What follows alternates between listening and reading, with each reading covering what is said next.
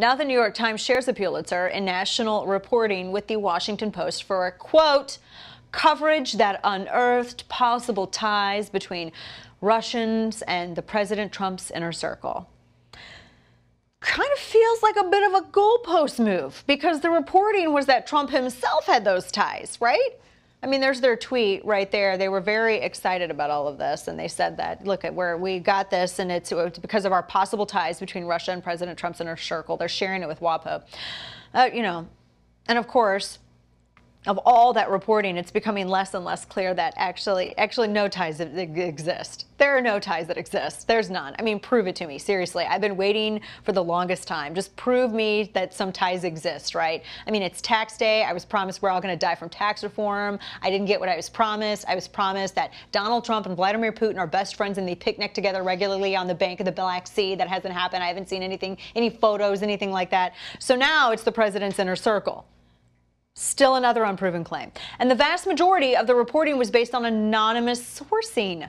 Those are my favorite kind of people to talk to. So now you get the Pulitzer Prize in reporting for article after article after article making the same claims with no proof from anonymous sources, with zero fallout, no resignations, no arrests, nothing. It's actually not actually about accomplishing something or proving anything or revealing something with facts. It's about an agenda. It's an agenda to discredit and detooth the president's agenda. It's the progressive version of an attaboy.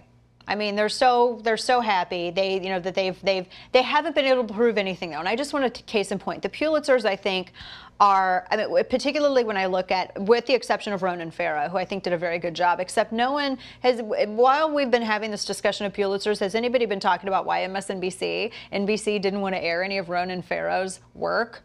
Nobody wanted to air it. I mean, he had to go and hire his own film crew in order to do the Weinstein expose. Nobody wanted to talk about that, which I thought was really interesting in this Me Too environment.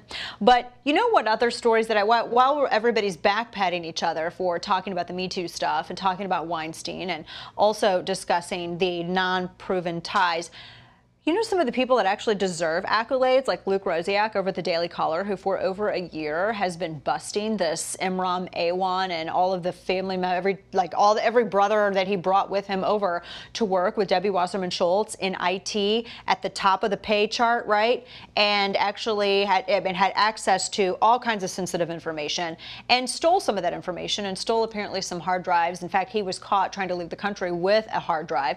No accolades for Luke Rosiak, who really broke a huge story. Or what about Center for Medical Progress? Because they busted Planned Parenthood using taxpayer dollars. Learn the word fungibility for those who disagree with me. Busted using taxpayer dollars to fund abortion. Everybody's mad at the NRA, and NRA doesn't get any tax money, but Planned Parenthood gets over $500 million every single year. Happy tax day, by the way. So aren't you glad you Groupon for that? Or what about James O'Keefe, who's done fantastic work exposing Twitter and the algorithms and the scheming that is used to suppress conservative voices? No accolades for that. Do you know why? Because none of them are progressive.